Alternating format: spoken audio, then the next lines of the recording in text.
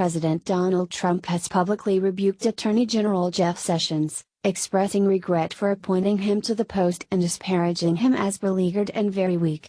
But inside the West Wing, Trump has often found himself the odd man out. It's there that several top White House officials have urged Trump to cut out his public criticism of Sessions, making a series of arguments in Sessions' defense aimed at quelling the president's frustrations with his attorney general. Two sources close to the matter told CNN. White House Chief Strategist Steve Bannon, Chief of Staff Reince Priebus and other senior officials have talked up Sessions in conversations with Trump in recent days, reminding him that the Attorney General has been one of the most effective members of his cabinet in advocating for and advancing his agenda. The officials have also sought to remind Trump of Sessions' long-standing political loyalty and talked up the outpouring of support Sessions received Tuesday from GOP senators, aiming to soothe Trump's angst about his pick for Attorney General. The sources, who insisted on anonymity to divulge private conversations, said Sessions supporters inside the West Wing are reminding Trump every day, every hour of the work Sessions has done to advance Trump's hardline on illegal immigration and tough on crime policies, both issues Trump talked up during the 2016 campaign and that are dear to his political base. Amid those entreaties, Trump pressed his criticism of Sessions on Tuesday, but declined to say whether he wished Sessions would resign or whether he would force him out of the administration. "I am disappointed in the Attorney General. He should not have recused himself," Trump said in response to reporters' questions. "If he was going to recuse himself, he should have told me prior to taking office and I would have quite simply picked something else." Pressed on whether he wanted Sessions to go, Trump simply added, "We will see what happens. Time will tell, time will tell." But while people close to Sessions and Trump are trying to broker a truce, one source close to the matter said mediation and lobbying efforts won't be enough to resolve the issue. "I think it's going to take the two of them.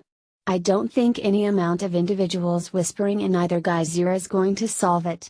I think the two of them have got to get together and talk it out," the source said. Still, as of now, there is no meeting on the books for Trump and Sessions to sit down face to face and smooth things over, the source said. Trump is showing no signs of backing off even as he remains surrounded by Sessions loyalists. Beyond Bannon, who once described Sessions as a mentor, a coterie of top White House aides emerged from Sessions' world.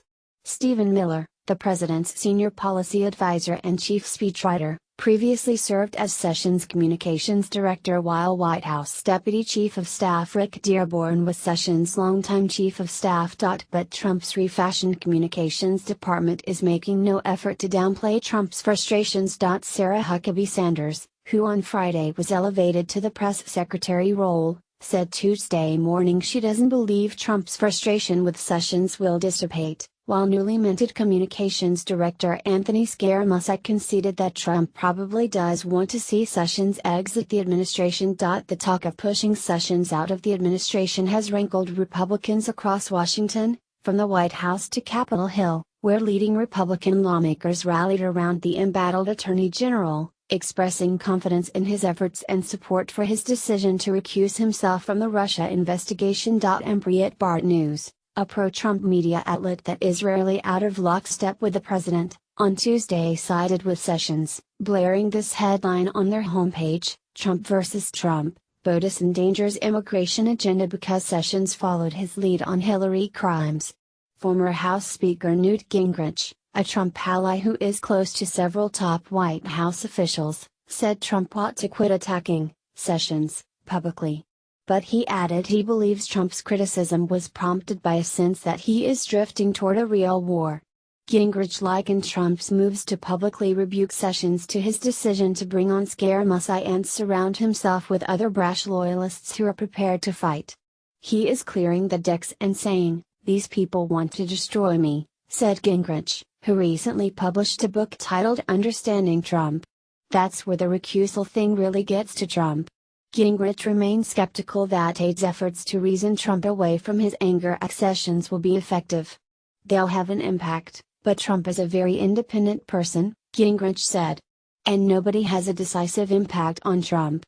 Even Sessions loyalists remain nervous about the Attorney General's fate and are unsure that their efforts to change the president's mind will work. And several aides have questioned in recent days whether Trump will make a major decision on Sessions without any warning, those concerns coming days after Trump settled on Scaramucci for communications director before Bannon and Priebus had a chance to raise their objections.